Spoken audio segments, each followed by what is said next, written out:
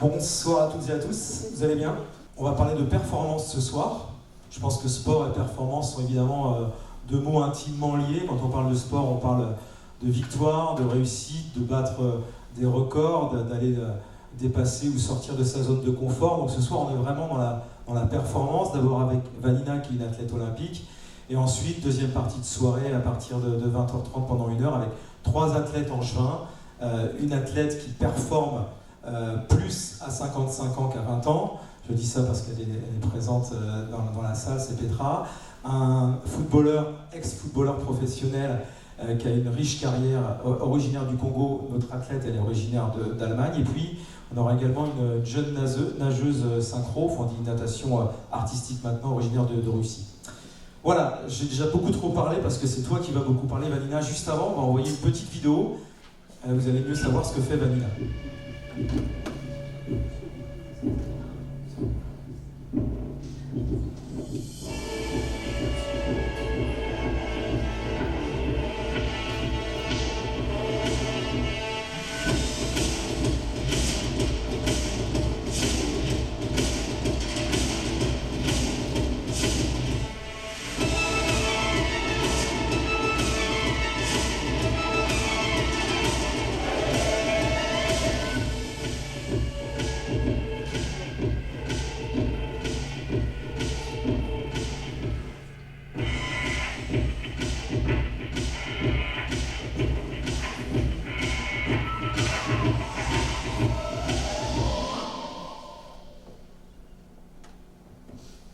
Voilà, Vanina Paoletti en image et Vanina Paoletti en chair et en os. J'ai commencé par dire une énorme bêtise parce qu'elle n'a jamais été lauréate de la dalle. C'est quoi cette affaire-là? J'ai une explication peut-être d'ailleurs. Bonjour déjà, Vanina, bonsoir. Peut-être parce que, en fait, tu n'es pas angevine. Alors, avant de parler de performance, on va parler de toi. Enfin, tu es devenu angevine ces dernières années parce que tu as signé à l'ESAC, le club de canoë-kayak bien connu d'Angers. Mais tu es originaire d'où? Je suis née dans le Val-de-Marne, à Saint-Maur-des-Fossés. Et j'y ai grandi jusqu'à mes 15 ans à peu près, avant de partir en pôle espoir à Caen et après en pôle France à Rennes. Voilà. Et puis du coup j'ai signé à l'entente sportive Anjou canoë-kayak en janvier 2021. Voilà, c'est pour que tu n'as peut-être jamais déposé de dossier de candidature à la dalle. Si, mais je suis rentrée dans la team Angers Sport la même année, du coup c'était normal de varier un peu. Donc on parle de performance ce soir, et quand on est athlète olympique, évidemment, on a plein de choses à dire sur ce sujet. Si je te demande ta définition à toi, Vanina, du mot performance. Je pense que c'est remplir nos objectifs de performance, du coup qu'il y a autant de performances qu'il y a d'individus qui cherchent la performance. Et du coup, moi, mon objectif de performance, c'est d'aller chercher une médaille olympique, donc en découle toute ma vie actuellement. Est-ce que tu étais déjà une petite fille qui cherchait la performance? Parce que la performance, c'est dans le sport, mais est-ce qu'on est performant tout au long de sa vie? Est-ce qu'on a une envie de performance? Est-ce que tu l'étais sur les bancs de l'école? Est-ce que tu l'étais déjà quand tu faisais tes premiers crosses? Est-ce que c'est quelque chose qu'on a en soi ou Déjà, je viens d'une famille kayakiste. Mes parents se sont littéralement rencontrés sur l'eau. J'ai 2 grandes sœurs avec qui j'ai eu pas mal d'écart d'âge. J'ai 6 et 10 ans d'écart. Du coup, vraiment, j'ai grandi au bord des bassins. Je les ai toujours vues, elles, faire beaucoup de compétitions. Et oui, j'ai des souvenirs super clairs à 6-7 ans pendant mes premières compètes, enfin même avant, de mes sœurs qui me faisaient faire de la boxe contre des gilets de sauvetage pour m'activer un peu avant les courses. Elles me suspendaient à des barres de traction, c'était vraiment bienveillant de leur part, mais pour que je puisse faire mes premières tractions super jeunes. Du coup, j'ai toujours eu cette envie de réussite en kayak, mais pas poussé à l'extrême non plus. Mes parents m'ont jamais forcé à aller au club, ça n'a jamais été une problématique, ça a toujours été avec grand plaisir. Et à l'école, oui, je pense qu'un peu aussi quand même. Les Jeux Olympiques, on va évidemment en parler parce que tu as fait les derniers Jeux Olympiques. Tu as été à Tokyo, tu n'as pas eu de médaille, mais tu vas en avoir une en 2024. On va d'abord peut-être revenir sur tous les facteurs de la performance. Quand on parle de performance, et dans ton sport, alors on rappelle ce que tu fais comme sport, surtout parce qu'on a vu en image, il y a plein de distances possibles. On peut le faire en individuel, on peut le faire à plusieurs. Quelle est ta spécialité, Aïda? C'est ça, du coup je fais du kayak sprint ou kayak de course en ligne, on peut dire les deux. C'est de la confrontation directe, on est dans des couloirs, donc 8 à 9 couloirs en fonction des compétitions, avec des accès comme en athlétisme, série, demi-finale. Et donc nous, les kayakistes féminines, on pratique aux Jeux Olympiques et du coup sur le circuit international sur 500 mètres en mono qui place. C'est du sprint, 500 mètres, du demi-fond, c'est l'équivalent d'un 800 en athlée. C'est vraiment la distance où tu as le goût du sang dans la bouche en arrivant sur la lune, quoi. Ça vous parle, ça, le goût du sang dans la bouche? Ça fait longtemps. Hein. Le physique, c'est évidemment très important. Il y a plein d'autres critères. Et dans la performance, il faut évidemment avoir un énorme physique. Est-ce que chez toi, c'est quelque chose... alors, il y a des acquis, il y a de l'inné aussi. Est-ce que tu as toujours eu un gros physique, une grosse caisse, une grosse VO2 max, où tu as finalement appris et tu as beaucoup travaillé? Est-ce qu'il y a un peu d'inné? Je pense que déjà, forcément, il y a la génétique qui rentre pas mal là-dedans. Mon père a beaucoup couru quand il était jeune, il a fait de la boxe, du canoë aussi plus tard. Ma mère, ça a été une très bonne gymnaste, ensuite elle a fait du volley, donc je pense que quand même, il y a déjà la culture, il y a un peu de génétique. Depuis toute petite, je fais du sport, donc forcément j'ai acquis des compétences là-dedans depuis jeune. Après, je me suis vraiment découvert une passion pour ça courant lycée, collège-lycée. Et je pense que ma vraie révélation, elle a été très récente, il y a 3 ans, quand mes performances sont vraiment montées d'un cran. C'est récent en fait, oui. On peut donner ton âge? Bien sûr, j'ai 25 ans. Tu as 25 ans, donc la révélation à 22 ans, c'est assez tardif dans ton sport? C'est tardif, oui et non, parce que le kayak sprint, on est quand même un sport à maturité tardive. Quand même, on peut être encore très performant à 32-33 ans, ce qui n'est pas le cas dans tous les sports. Moi, ma révélation, elle a été de quitter les bancs de l'école, parce que justement, comme on le disait un peu avant, je pense que je me mettais quand même beaucoup de pression sur l'eau et sur terre. Et du coup, d'enlever un peu de pression sur l'un des deux, ça m'a permis vraiment de trouver beaucoup de relâchement et de plaisir sur l'eau. Tu parlais d'école, mais pour aller chercher la performance, certains arrêtent les études. Toi, dans un sport qui reste amateur avant tout, j'imagine on en parlera, mais qu'on a du mal à vivre uniquement de ça, est-ce qu'il a fallu aussi attendre la fin de tes études pour vraiment aller chercher la performance dans ton sport après? Oui, déjà c'était non négociable parce que c'était normal de faire des études, parce que si on fait un sport de niche où c'est très très rare de gagner sa vie, moi là ça m'est arrivé il y a un peu plus d'1 an, en recevant mon premier salaire, ça me paraissait lunaire, et aussi parce que dans ma famille c'était pas négociable de ne pas en faire, et puis ça nécessite, je pense, le sport de haut niveau d'avoir un équilibre socio-professionnel qui est quand même important, et ça en faisait largement partie. Du coup, arrêter, ça a été le début un peu d'une nouvelle vie pour moi. Tu as fait quoi comme études? Des études de podologie. De podologie, d'accord. Aujourd'hui, tu les as mises, les études de côté, mais le futur métier? J'ai mon papier vert, j'ai mon diplôme d'état. C'est ça. Non, mais je continue à faire du e-learning sur des formations qui m'intéressent de temps en temps. Je ne sais même pas si je pratiquerai ce métier un jour. Déjà, je vis un peu l'instant, là, avec les sélections olympiques qui arrivent. J'espère les Jeux de Paris. Et ensuite, je verrai si Los Angeles sera dans mon viseur ou pas. Évidemment. On continue à parler du physique. Aujourd'hui, pour toi, c'est combien de séances sur l'eau et combien de séances hors de l'eau? Pour faire ton sport, est-ce qu'on est principalement en train de s'entraîner sur ton terrain de jeu de prédilection, sur l'eau, ou tu fais aussi beaucoup, je sais pas, de muscu, de footing? Raconte-nous. Ça varie quand même pas mal au cours de l'année. Là, on est sur vraiment une période de préparation de course, parce que du coup, mes sélections nationales sont dans 10 jours. Donc là, on est vraiment sur de l'affûtage, on fait des intensités tous les jours, ça se voit peut-être à la taille de mes cernes, vraiment, on va chercher vraiment tout ce qu'on peut au journalier. Après, sur des blocs en hiver, quand même, on est un sport d'extérieur, donc ça joue aussi beaucoup. En hiver, on varie un peu les curseurs, on fait quand même énormément de musculation, on fait beaucoup de courses à pied, par exemple sur les choses physiques sur lesquelles j'ai vraiment progressé ces 3 dernières années. Je me suis vraiment découvert une passion pour la course à pied. Du coup, on est environ, l'hiver, on est à 23 heures semaine à peu près d'entraînement. Donc voilà. Après, sur les périodes ça, c'est actuelles, tout confondu.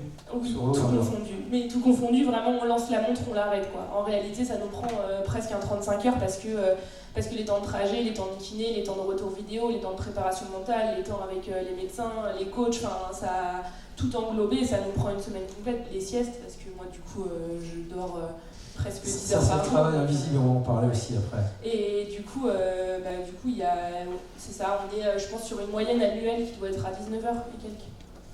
Évidemment, la performance, on la juge, alors toi, sur deux choses, sur des temps. Plus tu vas vite, plus tu peux espérer battre tes autres coéquipières. Et, entre les temps que tu faisais il y a 3 ans et ceux d'aujourd'hui, est-ce qu'il y a eu un écart considérable?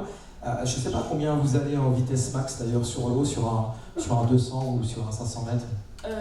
Alors ça dépend sur un 200 ou un 500, mais moi ma vitesse max elle doit être autour de 20.1 il y a quelques mois. En Guadeloupe j'ai passé ça. D'accord. Il y a des radars qui... Non, mais on a des petits boîtiers d'analyse maintenant qui développent ça avec la fédération, avec Feeling, c'est une société qui s'occupe de ça. Du coup, on a des datas super précises maintenant sur tout ce qui se passe dans notre bateau, sur le tangage, sur les gîtes, sur l'accélération par coup, sur le nombre de coups de pagaie minute. Et c'est des données qui sont super intéressantes pour après optimiser nos profils de course. Performance technologique. Aujourd'hui, est-ce qu'il faut encore que tu ailles plus vite? Si tu veux aller au jeu, avoir une médaille, les meilleurs vont un tout petit peu plus vite encore? C'est indéniable, enfin, même un tout petit peu. Beaucoup plus vite, dis-nous. Je suis encore loin.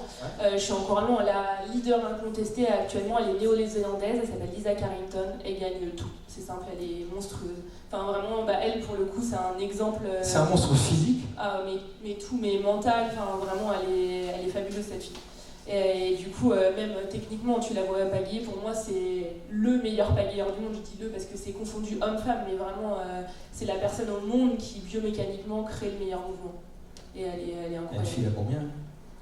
Je sais pas exactement. Est-ce qu'il faut être vraiment, comme on est un sport d'extérieur, il y a tellement de critères qui rentrent en compte, que ce soit le vent, que ce soit la dureté de l'eau. En fait, on peut pas du tout comparer. Encore une fois, comme en athlée, des performances.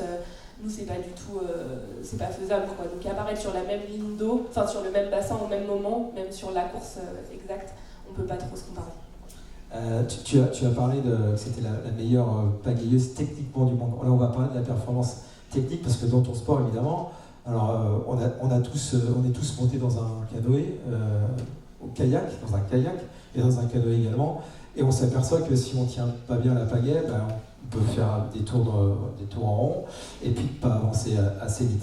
Est-ce que, alors techniquement, tous les sports d'ailleurs méritent de la technique, y compris de la course à pied. Chaque sport a une technique particulière. Techniquement, est-ce que la performance arrive aussi quand on maîtrise parfaitement la technique? Est-ce que toi aujourd'hui, à 25 ans, tu estimes que tu as la meilleure technique possible? Tu peux encore t'améliorer? Comment on fait pour l'améliorer? Déjà, je pense qu'on peut toujours s'améliorer. Par exemple, Lisa Carrington, je sais qu'elle continue de bosser ses gammes techniques tous les jours à l'entraînement. C'est quelque chose qui est en permanente évolution. On peut toujours aller chercher mieux. Je pense que non, vraiment, actuellement, j'ai encore plein de progrès, j'espère, parce que c'est aussi un point que moi, j'adore travailler, la technique. Je trouve ça vraiment passionnant. On le bosse énormément avec les retours vidéo, avec les boîtiers, comme je te disais tout à l'heure, pour comparer sur tel ou tel ajustement technique, comment le bateau réagit. Et donc ça, c'est un travail de tous les jours. Tu parles de la vidéo, donc à chaque fois que vous faites un entraînement, vous regardez derrière, il y a un coach qui te dit là, la pagaie, elle est un peu trop enfoncée dans l'eau. Presque à chaque entraînement. En tout cas, sur les intensités, pour sûr, c'est à chaque entraînement, on regarde parce que c'est toujours super intéressant de voir au niveau des postures, au niveau de la réaction du bateau dans l'eau. Après, sur les aérobies, etc., quand on va faire des 20 bornes, c'est sûr que nos 2 heures de séance ne vont pas être filmées. Mais oui, c'est un travail. En ce moment, je suis au moins à 3-4 retours vidéo par semaine, que ce soit avec le coach ou moi à la maison avec Titouan. C'est des choses qui se font presque quotidiennement. Titouan Leménian, alors on en parlera aussi tout à l'heure, parce que pour être performant, il faut un bon environnement familial, mental et amoureux, bien sûr, évidemment. Et ton amoureux s'appelle Titouan, et Titouan, il fait, comme par hasard, le même sport que toi, mais c'est sans doute pas un hasard. Et pour terminer sur la technique, parce que alors, qui est le plus fort? Celui qui va plus vite, qui pagaie mieux, et qui a le meilleur matériel, ou vous avez tous le même matériel pour le coup? Alors c'est relativement normé. Par exemple, au niveau du poids du bateau, nos bateaux doivent faire 12 kg minimum, donc on a tous nos bateaux à 12,01, parce que forcément, on est un sport certes porté, c'est pas comme en athlétisme où il faut être le plus sec possible. On n'est pas un sport qui joue forcément beaucoup là-dessus, mais forcément, plus on est lourd, plus le bateau il est ancré dans l'eau, plus il y a de frottement, donc moins on va vite. Après, c'est bien plus compliqué que ça dans la réalité journalière. Mais oui, c'est vraiment comment est-ce qu'on joue sur nos différents appuis, que ce soit le physiologique, le technique ou le mental. Et après, toutes les petites choses d'à côté qui rentrent aussi en compte. C'est du carbone ? C'est du carbone. Ouais, pagaie, bateau. Pagaie, bateau, il y a plusieurs marques, on doit avoir 5-6 marques différentes dans le monde. Après, on peut choisir le volume des bateaux en fonction de nos poids. On peut choisir la rigidité du bateau. Sur les pagaies, c'est un peu plus compliqué parce que du coup, il y a des rigidités de manches, des rigidités de pales, des surfaces de pales, des formes de pales, des manches avec vario, pas de vario, l'angle. Et là, c'est le jeu de celui qui va trouver chaussure à son pied, quoi. Tu as utilisé le mot mental. Évidemment, c'est un autre des facteurs, parce que j'imagine, hormis la néo-zélandaise, qui est forte partout et qui va être dure à aller chercher, peut-être que voilà, on peut l'enfermer dans le vestiaire avant le départ. Mais est-ce que, alors mentalement, certains disent que quand on fait tous ce sport de haut niveau, on est entraîné pareil, on est techniquement au taquet, on est les meilleurs. Est-ce que le mental, et certains le disent, fait la différence entre un bon sportif et un sportif de compète? C'est évident. Pour moi, c'est évident parce que, par exemple, moi, je suis pas tellement une sportive de l'entraînement. Alors, j'adore me mettre des doses tous les jours, c'est pas du tout un souci.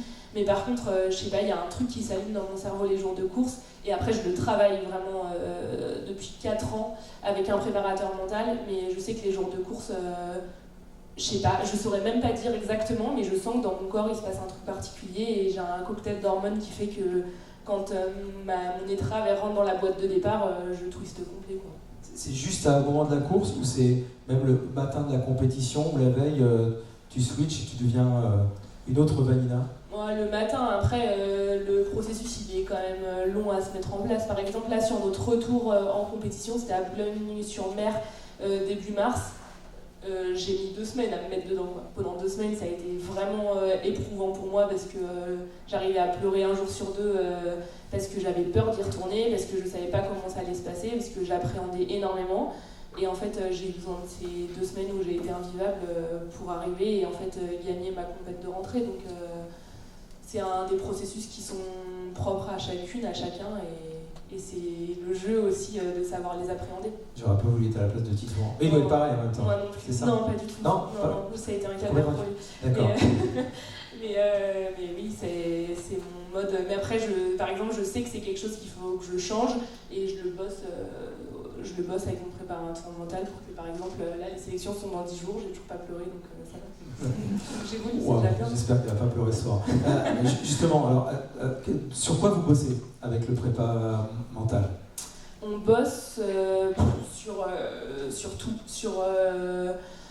sur comment je vais dans la vie en général. Quand c'était l'école, c'était comment conjuguer l'école et les cours, parce que je voulais toujours avoir des 18 à l'école et en fait j'ai compris qu'à un moment donné, il fallait peut-être que je valide la comptabilité à 10 si je voulais pouvoir gagner une demi-seconde en plus. Ça s'est travaillé sur, par exemple, le phénomène de Pavlov, de toujours faire les mêmes répétitions, des mêmes choses avant les compétitions pour vraiment se mettre dans un état presque de transe, quoi, d'aller chercher le flow absolu sur une course. C'est gérer les petits tracas du quotidien, c'est gérer la relation entraîneur-entraîné, c'est parfois quand dans la sphère familiale ça va pas trop, gérer au niveau émotionnel pour que ça impacte le moins possible. Il y a énormément de sujets à bosser et vraiment moi je trouve ça passionnant. Je pense que c'est une des choses que j'aime le plus dans mon métier actuel. Sans ton prépa, pas de performance possible ou moins bonne, il arrive à te faire passer je pense qu'avant tout c'est moi quand même. Ouais. Parce que c'est des choses que je bosse aussi à c'est un rapport privilégié, c'est toujours le même depuis ouais, et d'ailleurs je me suis posé la question de changer, mais non, parce que justement tout évolue, on change parfois de pôle d'entraîneur, de coéquipier, et en fait lui au moins ça reste une personne, c'est un pilier, quoi. Et j'ai vraiment de super bonnes relations avec lui et je vois pas pourquoi je serais amenée à changer, en tout cas dans les médias. Est-ce que tu as une routine aussi avant les courses, que tu écoutes certains types de musique? Est-ce qu'il y a des petites choses ou un peu de fétichisme, les mêmes maillots, je sais que les footballeurs font ça des fois, regardez les slips. Les mêmes maillots, non. Quoique si, j'ai un ordre de maillots. Je sais que j'ai mon maillot de série et mon maillot de finale, parce que c'est toujours mieux d'aller vite en finale qu'en série quand même. Et après, si, les mêmes musiques. De toute façon, je suis dans la vie quotidienne, je suis un peu psychorigide sur certaines choses. J'écris mes semaines tous les dimanches soirs pour savoir exactement mes déroulés, toutes les choses qu'il faut que je fasse pour avoir ensuite l'esprit tranquille. Je souligne toutes les séances importantes de la semaine pour savoir quand il faut exactement que je sois à mon 100%, et les séances où j'ai le droit de lâcher un peu de lest. Et si les musiques, j'ai 3 musiques dans un ordre très précis. Je termine partie NT de partie NT de la CDC, juste très bien, en version live de 91 où je les ai exactement. Oui. Okay. D'accord. Ça, je sais pas, c'est un truc. C'était ma directrice de mémoire en polo qui m'avait dit écoute ça avant ton oral de mémoire, tu vas voir ça transcende. Ok, tu veux le chantier là maintenant? Non, vraiment pas. Mais voilà, oui, c'est fait. De toute façon, je pense que le quotidien d'un sportif de haut niveau est constitué de routines. Les routines de mobilité, d'étirement, de ce qu'on fait avant une course, de ce qu'on mange. En tout cas, moi, ma vie est pas routinière parce que du coup, je fais plein de choses différentes, mais en tout cas, à chaque situation, j'ai presque une routine, quoi. Par exemple, mes déroulés de journée de course, maintenant, j'ai un tableur Excel, je rentre mon heure de course, j'ai toute ma journée qui déroule et je sais minute par minute ce que je dois faire. Ça y est, c'est un peu... c'est très cadré, quoi. C'est un peu ordinateur. Ouais. Tu te laisses un petit peu quand même de champ libre à côté, ou quand on est athlète de niveau, quand on prépare une compète, il n'y a pas beaucoup de place au fun? En fait, justement, je pense que ma rigidité dans ces déroulés de journée, dans les choses que je fais, ça m'ade à me laisser du lest. C'est qu'en fait, comme je sais exactement à quelle heure je dois faire telle chose, si à un moment j'ai un moment de panique parce que j'ai un peu dérivé, et ben, je regarde mon planning et je sais exactement ce que je dois faire et je rentre sur la route, quoi, sur le chemin, et puis c'est comme ça que j'aime fonctionner. On parlait du facteur environnemental, facteur social. Tu nous parlais de Titouan, évidemment. Vous êtes connus, alors tes parents sont connus sur l'eau, hein, tu m'as dit ça tout à l'heure. Tu reproduis un peu ce qu'ils ont fait? Non, je sais pas si on s'est rencontrés sur l'eau, mais non, j'espère pas être dans la reproduction, non. Mais en tout cas, c'est sûr que dans un quotidien comme le nôtre, c'est super enrichissant d'avoir quelqu'un qui partage le mode de vie, mais aussi les valeurs. Ça aide beaucoup. Titouan qui est athlète aussi comme toi, même sport de haut niveau, donc il y a aussi un effet d'entraînement, tous les deux, pas de challenge parce que vous n'êtes pas l'un contre l'autre, mais si j'imagine des fois où vous te faites des petites courses pour voir qui est le meilleur. Bah oui, forcément, on adore naviguer ensemble. Ce qui est aussi super intéressant, c'est que par exemple dimanche après, moi j'étais en récup, lui il avait une intensité, je suis allée sur le bateau moteur avec le coach. À l'inverse, ce matin j'ai commencé ma séance plus tard, donc lui il a pu venir voir la mienne, me donner des retours techniques, et c'est hyper agréable parce que c'est un retour qui est pas, je sais pas exactement comment dire ça, mais avec les entraîneurs, il peut y avoir des moments où on se sent moins bien, des feelings qui sont moins bons. Lui, je sais qu'il va me dire de but en blanc, il n'aura pas peur de me vexer parce que il me le dira un point à la ligne, quoi. S'il pense que c'est nul, il me dira c'est nul. S'il pense que c'est bien, il me dira que c'est bien. Et comme ça, c'est pareil, c'est une personne importante là-dedans, dans l'équilibre. Dans tout ce qui est travail aussi invisible, et évidemment, quand on est athlète de haut niveau, tout ce qui tourne autour de l'hygiène de vie et de la nutrition. Alors pour la petite anecdote, tout à l'heure tu avais soif avant de venir, et puis tu as demandé à boire au bar, là. Je vous invite à y aller parce qu'il y a des très très bonnes boissons et des très bonnes choses à manger, mais ce sera pour tout à l'heure. Et il proposait juste des choses avec un petit peu de sucre. Alors est-ce que c'est complètement interdit pour toi? Est-ce que tu fais très très attention à ça? Est-ce que tu te pèses tous les jours? On veut tout savoir. Ça dépend vraiment de la période de l'année. Et je pense que j'ai pas toujours fait la même chose. Il y a des années où j'ai été ultra drastique sur mes jeunes années de senior, où j'arrivais à perdre 5 kilos en avant-course. En fait, j'arrivais sur les cours, j'avais tellement plus d'énergie que... Tu me donneras le... Ouais. Non, c'est une très mauvaise idée. Oui. Et du coup, je le faisais, et en fait, j'arrivais sans aucune énergie, donc j'étais nulle. Vraiment, c'était catastrophique. Là, je bosse avec un diète, et j'ai aussi la chance d'avoir une de mes sœurs qui a eu un master en prépa mentale, diététicien. Ouais, oui. Enfin, du coup, ma sœur est très forte en micronutrition, donc on a eu des patchs de suivi glycémique, donc ça m'a permis de vraiment optimiser un déroulé de journée pour avoir l'apport au bon moment. Là, je fais attention quand même. Je fais attention, je me pèse tous les jours parce qu'on arrive à une période de course. Mais vraiment, nous, on est un sport où c'est à prendre avec des grosses guillemets parce qu'il y a des filles qui ont un peu d'embonpoint. Bon, c'est relatif au sport de haut niveau, hein, mais il y en a qui sont super fines. Et en fait, nous, en parlant dans les vestiaires avec les filles, on arrive à se dire qu'en fait, ce qui est important, c'est avant tout d'être épanoui. Et qu'en fait, peut-être le rapport poids-puissance. Ouais, poids-puissance, bah oui, c'est ça, c'est qu'à un moment, s'il n'y a plus d'énergie, bah, ça ne sert plus à rien. Et qu'en fait, si on n'est pas épanoui non plus, si on se met trop de pression sur l'alimentation, et bah, derrière, il n'y a pas de performance non plus. Donc, bah, forcément, on met plus de beurre dans les pâtes. Si on met de l'huile, c'est de l'huile de noisette pour avoir les bons oméga 3. L'huile de noisette, ok. Non, mais moi, là en ce moment. Est-ce que tu fais ça comme une contrainte pour justement, parce que tu veux performer, tu veux retourner au jeu, tu veux faire une médaille, donc finalement ça passe parce qu'il y a quelque chose au-dessus de plus haut? Oui, je pense un peu. Après, vraiment, je suis pas celle qui se met le plus la pression là-dessus. Comme je sais que si je descends trop bas, après je suis plus performante, je me laisse. Par exemple, ce week-end, je suis allée chez mes parents dimanche midi et j'avais dit à ma mère, bah, m'achète pas de en chocolat parce que je les mangerai pas. Et j'en ai discuté avec le coach de Titon l'après-midi qui m'a dit, mais il y a un moment, il faut arrêter les conneries. Si tu as envie de te manger des chocolats, ça fait du bien, là, le chocolat au mental, à la tête. J'imagine que de temps en temps, il faut savoir un petit peu lâcher. En fait, c'est vraiment, pour moi, il y a un bel exemple de la problématique du sportif de haut niveau, c'est toujours savoir où placer le curseur entre l'exigence ultime et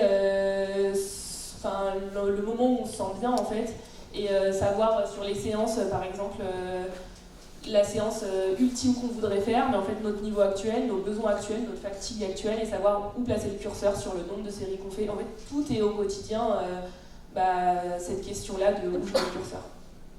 Alors on a vu le physique, on a vu la technique, on a vu le mental, on a vu la nutrition, et tu parlais un peu du sommeil.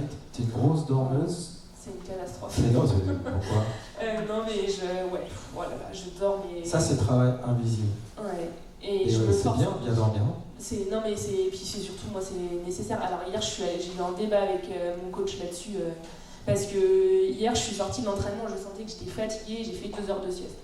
Bon, c'était en 3 jours, c'était la 2e fois que ça m'arrivait. Mais il m'a dit, ce soir tu vas pas réussir à dormir, c'est sûr. J'ai fait 8h30 de sommeil dans la foulée.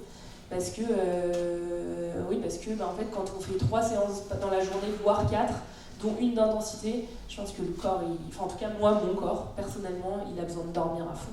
Donc je dors. Puis je vis avec un gros dormeur, donc ça pose pas trop de problème. Est-ce que quand tu dors, tu rêves? Est-ce que tu rêves de médailles olympiques? Ça, oui, ça arrive très souvent. Ça arrive?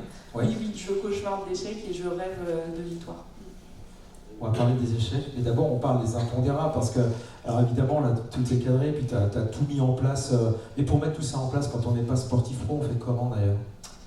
Parce que ça coûte de l'argent, de payer un diététicien, un préparateur mental, etc. Alors aujourd'hui, tu es athlète de haut niveau, membre de l'équipe de France, tu as des aides? Alors, je suis salariée au sein de la police nationale. D'accord, je suis athlète de haut niveau au sein du dispositif des sportifs de haut niveau de la police nationale. Du coup, ça a été... En fait, c'est une opportunité qui est arrivée aussi par la ville d'Angers, parce qu'on a un de nos coéquipiers de club qui est le commandant Briand, qui lui a été athlète à Barcelone, si je dis pas de bêtises, et du coup qui était aussi membre de ce dispositif-là, et qui m'a dit pourquoi pas tenter. Et puis je me suis dit, la police nationale, je sais pas trop. Et en fait, quand même, on vit dans un pays où le sport de haut niveau, les sports de niche, c'est très compliqué d'en vivre. Et du coup, ça a été une opportunité pour moi que j'ai saisie et je regrette absolument pas parce que, mine de rien, ça nous permet de cotiser, ça nous permet d'avoir un salaire, ça nous permet aussi d'avoir de l'appui quand ça va pas forcément sur l'eau parce que c'est des gens qui sont d'un autre monde et ça fait du bien. Du coup, je vis de ça, je vis aussi de partenaires privés. J'en cherche toujours parce que là mon contrat police nationale il est renouvelé tous les ans, donc ça veut dire que si j'ai une contre-performance une année, tout saute sur l'année d'après. Donc là mon boulot actuellement c'est de pérenniser, là jusqu'en 2024 ça va, et vraiment mon enjeu majeur c'est de pérenniser jusqu'en 2028. Ça coûte combien une année?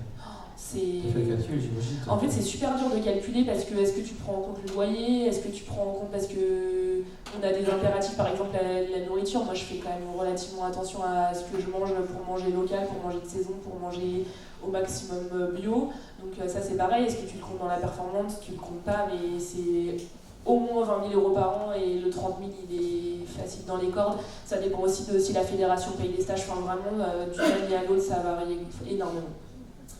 Et papa-maman. C'est papa-maman. Ouais, papa-maman. Ouais. Puis beau papa, belle-maman aussi. Pour leur fils, effectivement. Qui sont dans la salle. Et puis dans le sport, évidemment, il y a les impondérables que tout sportif de haut niveau ou de petit niveau a rencontré. D'abord, la blessure, j'imagine. Alors, on se blesse comment au kayak, au canoë? Beaucoup de douleurs de rachis, beaucoup de douleurs d'épaule, coups de poignet. En fait, le membre supérieur, le membre inférieur, on s'en sert, ça se voyait peut-être pas trop sur la vidéo, mais on sert quand même beaucoup du membre inférieur au niveau de la coordination. Chez nous, c'est un mouvement de bras, un mouvement de jambe, donc on bosse quand même pas mal le bas. Mais oui, moi, ça a été les épaules au moment de la croissance parce que les os grandissent plus vite que les tendons et les muscles. Donc j'ai eu des tendinopathies jeunes. Et après, on fait au mieux. Hein.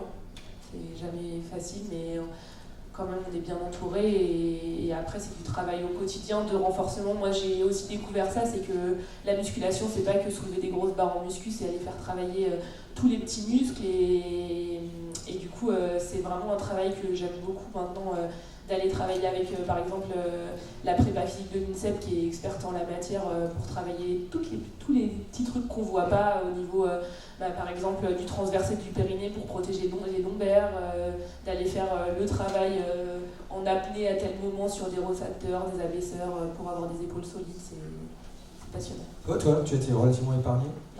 Non, tu as eu des blessures? Tu as eu des sujets de blessure? Ouais.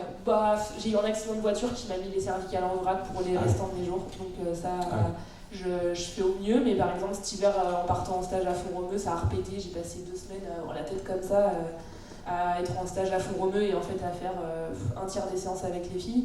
Mais en fait, tu fais avec.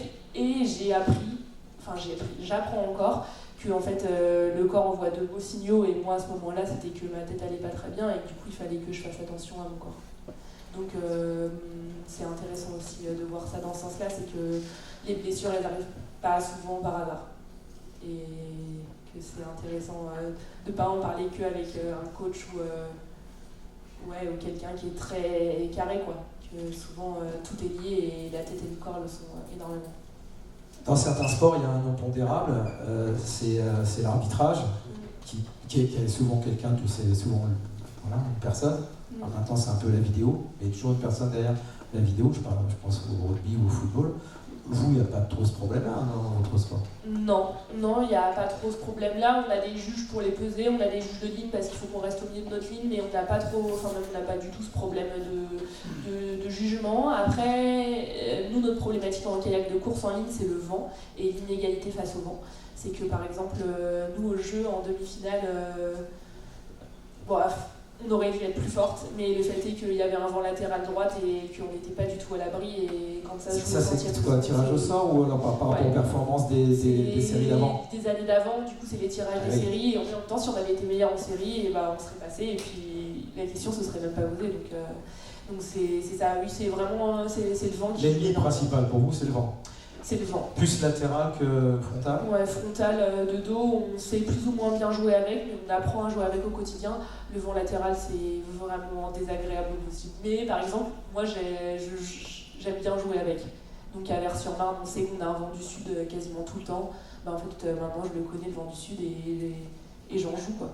Et après, c'est les tirages des séries. Mais ça, comme dans tous les sports, en fait.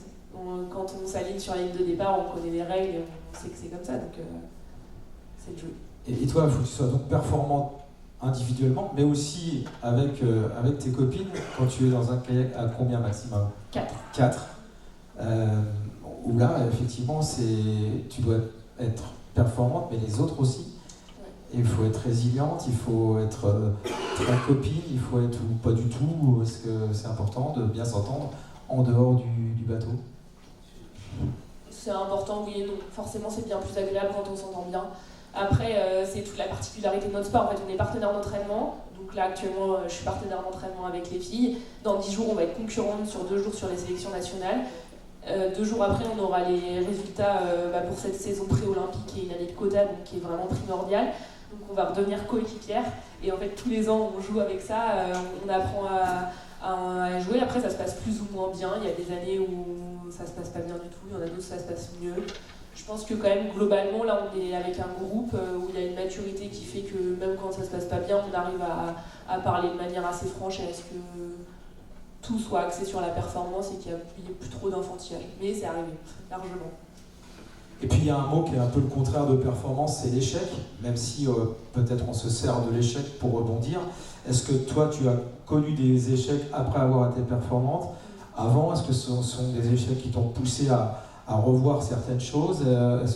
Voilà, comment tu vis l'échec?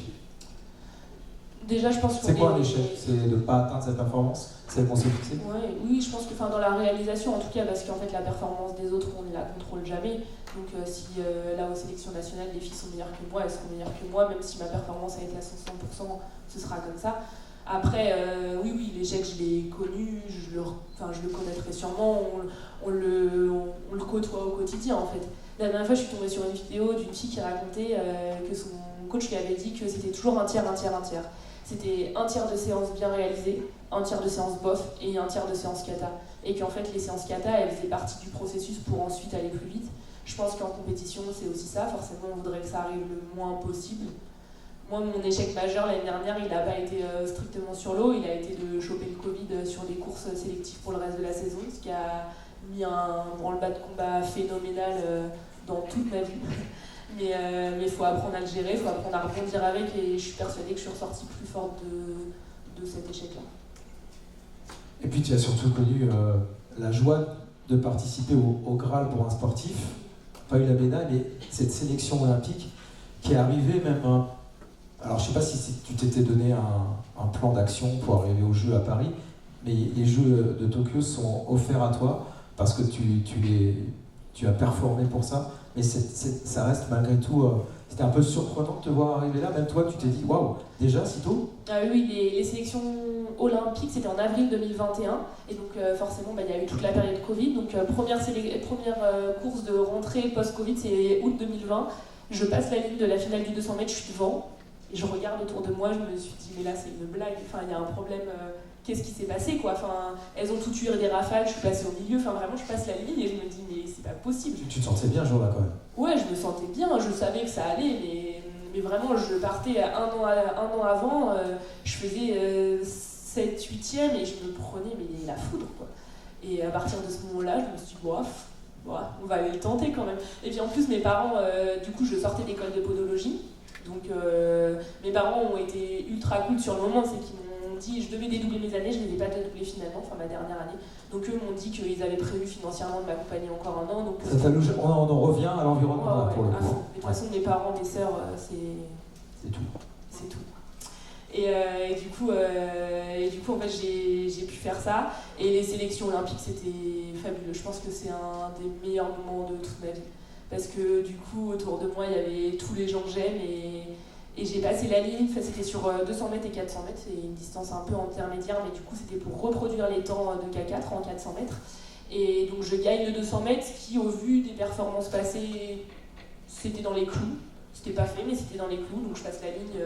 Il y a cette photo magnifique que tu as peut-être dû voir de Mathieu Tourou, où je passe la ligne, je regarde le ciel et je suis... Enfin, parce que je sais que là je viens de mettre penses à quoi, là?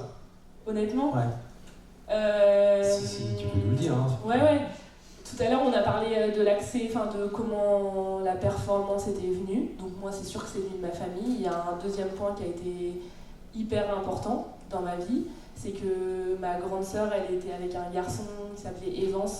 Et pendant ma première année de Pôle Espoir en 2014, il a mis fin à ses jours. Et c'était il faisait du canot de slalom. Et c'était un garçon brillant, mais peut-être trop brillant pour vivre sur Terre, je pense.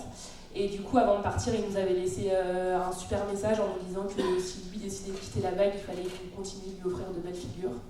Et depuis, j'ai un petit autocollant sur mon kayak qui me le rappelle à chaque séance. Et du coup, quand je passe la ligne, je regarde le ciel en me disant je suis trop cartésienne pour croire qu'il me regarde, mais s'il y a une chance sur plusieurs milliards qui me regardent, il doit être fier de moi. Donc voilà. Et puis après, l'après-midi même, je regagne les 400 mètres. Alors là, c'était... là, c'était... ouais. T'es plus sur l'eau, t'es sur un nuage. Ouais, complètement. C'était trop cool. Vraiment, je passe la ligne, je regarde mes parents, je regarde Titouan, je regarde une majorité de mes coéquipiers de club qui étaient là, et c'était fou, quoi. Bon. Et les jeux, alors, c'était comment? Même si voilà, c'était une période Covid, il y avait sans doute personne autour du bassin, etc. Mais c'était les jeux, quand même. Ouais, c'était fou. C'était fou. Avant de partir, j'en ai discuté avec Étienne Hubert, qui est un kayakiste que j'adore, et qui, lui, est complètement aux antipodes de ce que je suis, c'est-à-dire très carré et tout. Lui, vraiment, c'est... Ouais, on est vraiment pas sur la même planète, quoi. Il m'avait dit, prépare-toi, parce que tu peux pas te préparer, en fait.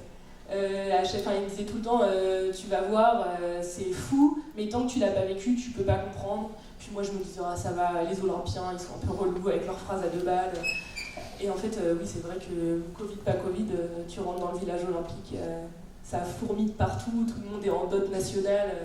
Tu croises des champions, en plus au jeu vraiment, t'as ta médaille d'or olympique, tu ne la quittes plus, quoi. Enfin, c'est ton laissez-passer partout, donc tu croises des gens avec des médailles d'or olympiques comme ça, voilà, dans les rues du village, tu te dis waouh, mais c'est le turfu complet ici, quoi. Et en fait, c'est trop bien, parce que tout le monde est ensemble, on mange tous ensemble dans une grande cantine, t'arrives dans le bâtiment France, il y a quand même la fierté de représenter son pays, donc ouais, c'est fou. C'est fou de croiser des champions que tu vois à la télé, tout est fou en fait. Tout est fou. Et c'est là que tu te dis tout ce que j'ai mis en place depuis des années, là, rien que pour ça, ça valait le coup? Ou tu y penses pas? Après, moi, je vois pas ça comme une contrainte, ce que je fais au quotidien, du coup, je vois vraiment ça comme une opportunité dans ma vie. Et je sais qu'elle est presque éphémère, parce que je ferai pas ça toute ma vie. Mais en tout cas, là, vraiment, je me suis dit, c'est cool, quoi. Alors, tu nous parles évidemment des à côté, mais alors sur l'eau, évidemment, t'as les meilleurs du monde, la néo-zélandaise en question notamment. Ça aussi, c'est un rêve de pouvoir pagayer à ses côtés. Ce jour-là, tu te dis, attends, pourquoi pas moi? Alors, comment ça se passe déjà sur l'eau? Là-bas à Tokyo, en fait, on est monté sur le bassin olympique, donc en fait, les rameurs étaient encore là, donc on a été mis dans des bâtiments provisoires avant que les rameurs partent pour que nous, on puisse prendre possession des locaux. C'est rigolo parce qu'en fait, on s'imagine un truc de fou au niveau des infrastructures, mais en fait, c'est une compétition régionale à l'autre bout de la planète, quoi. Parce qu'il y a tellement peu de personnes qui ont la chance, l'opportunité d'y participer, qu'en fait, ça fait pas tant d'athlètes que ça. On est un peu plus de 100, nous, en kayak de course en ligne. Donc en fait, c'est pas ridicule du tout, mais tu te dis, mais c'est pas possible, ils sont tous là. En fait, tu t'alignes sur la ligne de départ, tu te dis, oui, tout le monde est bien. Et du coup, c'était fou. Vraiment, j'ai cette image hyper claire de mes séries, parce que j'ai commencé par le monoplace de 100 mètres, où en fait, je suis dans l'aire de départ, et là, je me dis, mais là, je cours sous la bannière olympique, quoi, c'est fou. Donc, non, c'est un super souvenir, et je pense que les Jeux Olympiques, ça amène un truc. Plus que sur d'autres courses où vraiment tu te dis en fait là on est tout au niveau 0 à ce moment-là et tout le monde a autant de chances en théorie mais de passer la ligne de la première et ça c'est fou quoi parce que tu te dis que tu peux rentrer dans l'histoire de ton sport aussi et ça c'est quand même un sentiment particulier. Ça sera pour 2024, voilà, tu me l'as dit tout à l'heure et j'ai plein de témoins. J'ai déjà posé beaucoup trop de questions. Merci Vanina pour ta franchise, ta fraîcheur déjà. Merci d'être là parce que dans 10 jours il y a la sélection nationale. On peut la remercier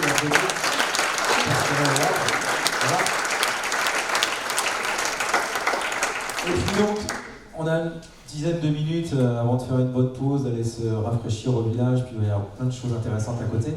À vous de peut-être poser des questions que je n'aurais pas posées à Vanina. Peut-être sur sa préparation, peut-être sur les Jeux de Paris de 2024 qui arrivent à grands pas.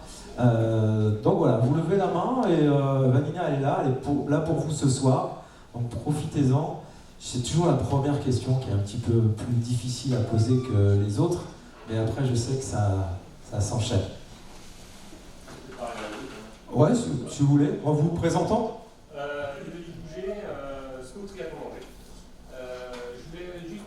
Sur le club, comment est arrivé au club d'Angers? Est-ce qu'il y a des spécificités à Angers par rapport à ce sport? Pourquoi avoir choisi Angers? Et qu'apporte le club dans la vie quotidienne d'un sportif de niveau? Alors, pourquoi Angers? Parce que Titouan. Voilà. L'amour. Non, mais parce que vraiment, j'étais même jamais venue à Angers avant de rencontrer Titouan. En fait, je me suis licenciée en Bretagne parce que je faisais mes études là-bas, j'y ai passé 5 ans. Et pour moi, c'est vraiment, j'ai grandi dans une famille où l'associatif, c'est évident, quoi. Enfin, mes parents ont toujours été dans les comités directeurs, ma mère, même actuellement, elle est présidente de la commission palier santé à la Fédé. Enfin, c'était évident pour moi d'être dans un club où je passais du temps, parce que sinon en Bretagne, j'allais presque plus y être. On va pas se mentir non plus, le club m'a proposé un accompagnement financier à un moment de ma vie où j'avais pas du tout d'accompagnement financier, donc ça a compté aussi. Et en fait, je m'y suis sentie super bien, quoi. Et là, par exemple, on en parlait tout à l'heure entre nous, mais là, je suis dans une période bientôt, là, on va arriver sur la mise au vert, donc là, on s'est entraîné à fond, on fait des intensités tous les jours, on pousse le corps à bloc. Là, on va arriver sur la mise au vert, où d'un coup, on descend tous les curseurs pour derrière aller chercher le rebond jusqu'aux sélections. Et du coup, ma mise au vert, naturellement, je viens la faire là parce que je me sens bien et parce que je vais pouvoir naviguer avec les jeunes du club, parce que je vais pouvoir passer du temps, parce que maintenant je suis aussi rentrée au comité directeur du club, donc je vais pouvoir faire ça. Et du coup, c'est important pour moi. Par exemple, ce soir, il y a Louisa qui est juste là, qui a terminé 2e au championnat de France de 5 km ce week-end, en biplace, avec Domitille. Bravo, Louisa. C'est toujours super intéressant, et moi j'adore. Je pense qu'il n'y a rien de plus ressourçant que de faire une séance avec les jeunes au club. Enfin, les jeunes et les moins jeunes d'ailleurs, mais parce que c'est toujours trop cool de naviguer ensemble. En fait, on reprend contact avec l'essence même du sport, qui n'est pas du tout le sport de haut niveau. Merci pour la question, merci pour la réponse. D'autres questions? N'hésitez pas, hein. On a une athlète olympique parmi nous. Angeville, elle était Angeville maintenant. C'est bon. Monsieur. Bonsoir, monsieur. Bonsoir. Le chemin vers les JO justement de Paris, c'est jalonné par quel type de compétition? À quel moment tu pourras dire c'est bon, j'y suis? Excellente question. Eh bien, les règles de sélection olympique sont sorties il y a une semaine, donc maintenant je peux te dire que ça commence là dans 10 jours. En fait, ça va être la première étape, c'est les sélections nationales 2023. Elles vont permettre au staff de définir une équipe de France pour les championnats du monde, qui vont être support pour les quotas olympiques. Donc là, ça se passe passer cet été à Duisbourg en Allemagne. Il y a un objectif de perf qui est fixé à un top 6 pour se sélectionner pour les Jeux.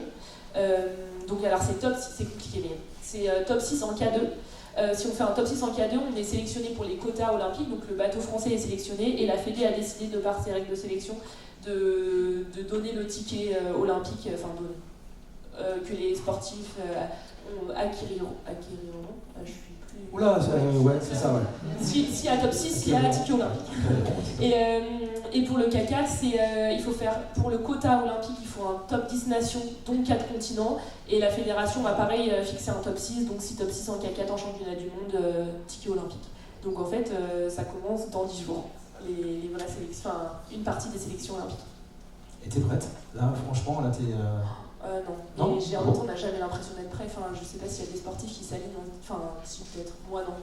Je verrai. Mais je me dis toujours je verrai, et donc ça va aller. Ça va, évidemment que ça va aller.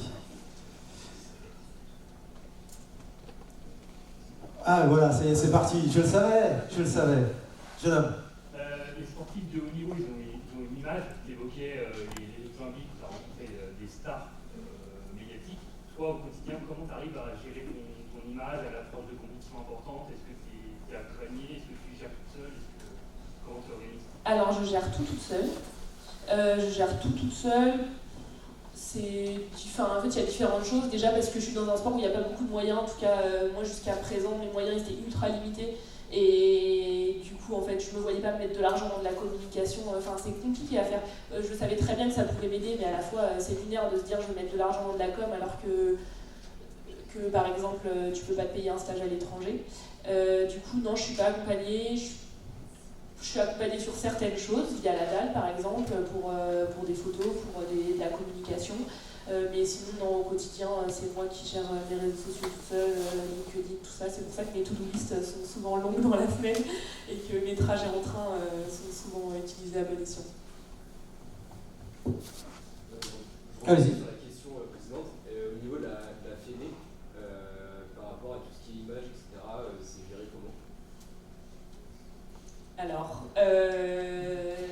C'est compliqué. C'est compliqué parce qu'on est dans une fédé qui a pas beaucoup d'argent, là qu'on a encore moins. Juste pour la petite anecdote, on a appris il y a 3 semaines qu'on perdait un budget de 115 000 € de l'Agence nationale du sport, que du coup on faisait l'impasse sur une Coupe du Monde et que nos stages étaient plus financés pour les équipages. Donc là, avec un local angevin, je ne sais pas si j'ai le droit de citer son nom, mais Gilles Portejoie, on part à la recherche de partenaires pour là, c'est plus à titre individuel, mais c'est à titre collectif pour aller chercher des financements pour cette équipe de France féminine, parce que les masculins, ils ont trouvé un partenaire privé. Et du coup, sur la communication, par exemple, la dernière qu'on a eue, c'était une professeure de sport, donc aucune formation en com. Et la communication des JO de Tokyo, elle a été faite par une femme qui avait aucune formation en communication. Donc je ne lui jette pas du tout la pierre, elle a fait ce qu'elle a pu, mais c'est sûr qu'on est très très très mauvais. Bonsoir.